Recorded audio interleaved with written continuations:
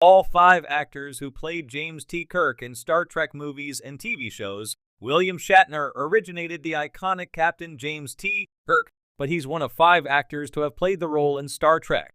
Captain Kirk casts a long shadow in the popular imagination when it comes to Star Trek. As a result, William Shatner's Kirk has been ripe for parody, whether it's Jim Carrey's overblown Kirk caricature from In Living Color or Harry Shearer's pitch-perfect Kirk in The Simpsons. In the history of Starfleet, the adventures of Captain Kirk and the Star Trek, the original series cast continue to define those of their 1990s and 2020s successors. It's no surprise, then, that when Paramount Pictures relaunched the Star Trek movie franchise in 2009, they saw Captain Kirk and the original Starship Enterprise crew as a huge box office draw. Therefore, they made the potentially controversial decision to recast William Shatner as Captain Kirk. However, the cast of Chris Pine's Star Trek movies was the strongest element of J.J. Abrams' rebooted franchise. More recently, Star Trek Strange New Worlds, the prequel to Star Trek, the original series, has introduced its own Kirk, as the show begins to tell the story of how the Star Trek, the original series crew came together. William Shatner is Star Trek's original Captain Kirk. When NBC originally passed on Gene Roddenberry's Star Trek pilot and rejected Jeffrey Hunter in the role of Captain Christopher Pike, a new captain of the Enterprise was required.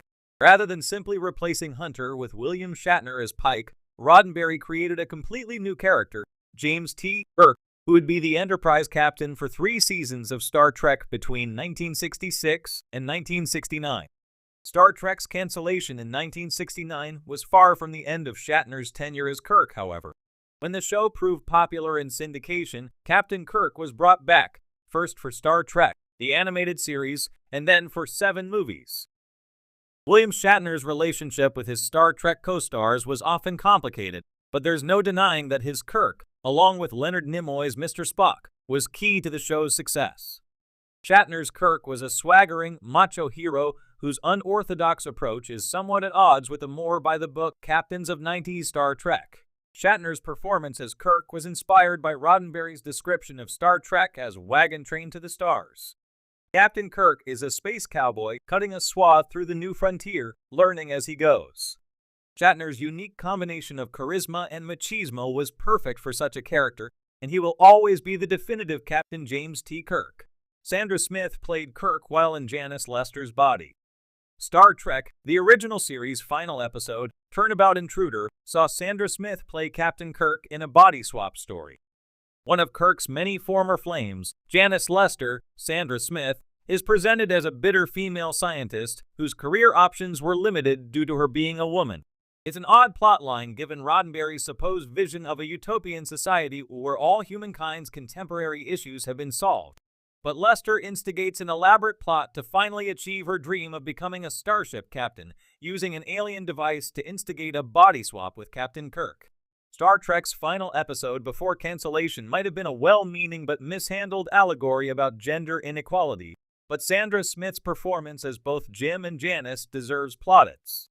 While Shatner as Janice plays a more exaggerated version of Kirk rooted in Lester's hatred of him, Sandra Smith takes a different tack. The essence of Kirk is trapped inside Janice Lester's body, and Sandra Smith perfectly captured this by nailing William Shatner's unique mannerisms and delivery in a precise and exacting performance. In 2009, J.J. Abrams rebooted Star Trek's movies by having an older Spock, Leonard Nimoy, and the Romulan villain Nero, Eric Bana, trigger a chain of events that leads to the death of James T. Kirk's father, L.T. George Kirk, Chris Hemsworth, on the USS Kelvin, and the creation of Star Trek's Kelvin timeline. The death of Kirk's father considerably changed the future Enterprise captain's origin story. While Pine's Kirk still has William Shatner's unorthodox approach to the Starfleet rulebook, it's rooted in a rebellious streak that began in his difficult childhood. Chris Pine was spot on casting as Kirk, as he replicated the swagger and machismo of Shatner's portrayal while making the character his own. Pine's Kirk drills into the Enterprise captain's more vulnerable side, emphasizing his need for a role model in the absence of his father, and his need for a more by-the-book Starfleet officer like Zachary Quinto's Spock to keep him in check. It's still hoped that Chris Pine could play an older Kirk in Star Trek IV, but the fourth J.J. Abrams-produced Star Trek movie remains in development hell.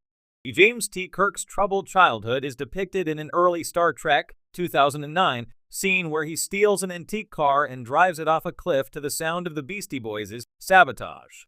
In the prime Star Trek timeline, Kirk was living off-world with his parents before his teenage years.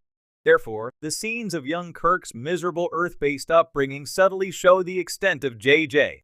Abrams' Kelvin timeline's changes. Jimmy Bennett captures that devil-may-care attitude of the older Kirks, and his near-fatal recklessness is a neat callback to Star Trek The Final Frontier, when Kirk states he always thought he'd die alone. Paul Wesley is the latest actor to take on the role of James T. Kirk in Star Trek, playing a younger version of the future captain of the Enterprise in Star Trek Strange New Worlds.